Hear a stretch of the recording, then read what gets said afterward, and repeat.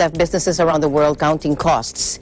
In Australia, almost half of the businesses surveyed by the Australian Bureau of Statistics say they have experienced an adverse impact due to the pandemic. Here's Regina Jauregui for more. Hello, Regina. Joining us live, Regina. Hi, Alma. Hi, how are you? Good, thank you. So what's your update for us?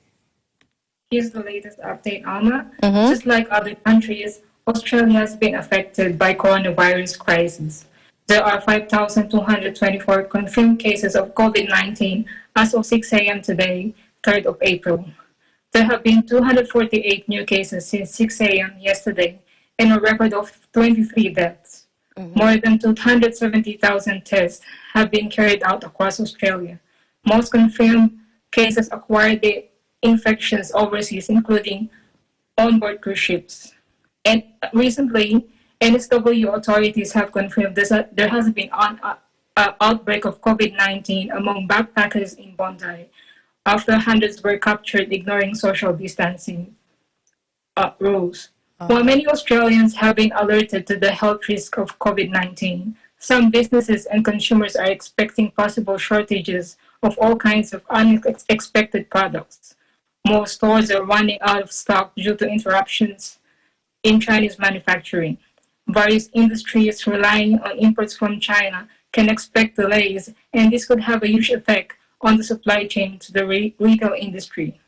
Hyundai have already issued a consumer warning and advised dealers they are expecting about half the cars affected in the coming months. Small businesses relying on tourism are also suffering losses.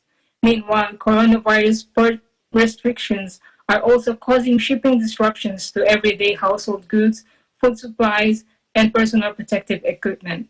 In response to this, the government has launched a portal that encourages companies to register their capacity to supply and meet local demand. This portal helps manufacturers to retool quickly and supply additional products. This will allow businesses to continue their operation and offer more job opportunity.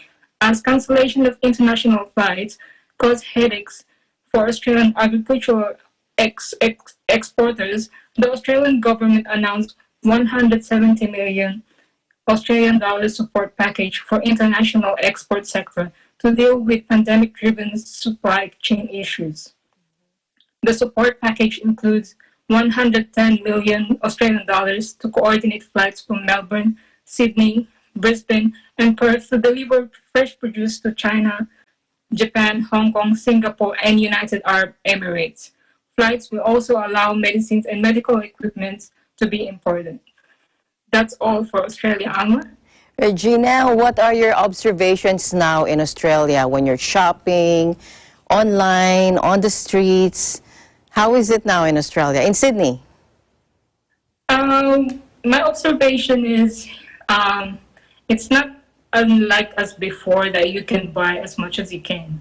Okay. So because there's always a limit, and people are aware of that, and they are practicing social distancing. So when you are lining in a queue, you have to maintain a distance, and people are being very careful. They have to make sure that they sanitize and wash their hands so to avoid any sicknesses. What about online? Have you noticed anything different now when you browse online? You mean shopping online?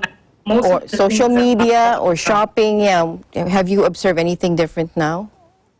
is most of the stock actually products are out of stock because mainly we rely on imports from China or other countries. So due to port restrictions, most of the products were delayed and cannot be delivered on time. What about social media? Have you noticed anything different from the time that there was no COVID outbreak yet, and now that we are in the pandemic era? Have you noticed anything different on social media? On social, now it's different because people are like being concerned. And most of the citizens, they give advice. They're actually monitoring as well.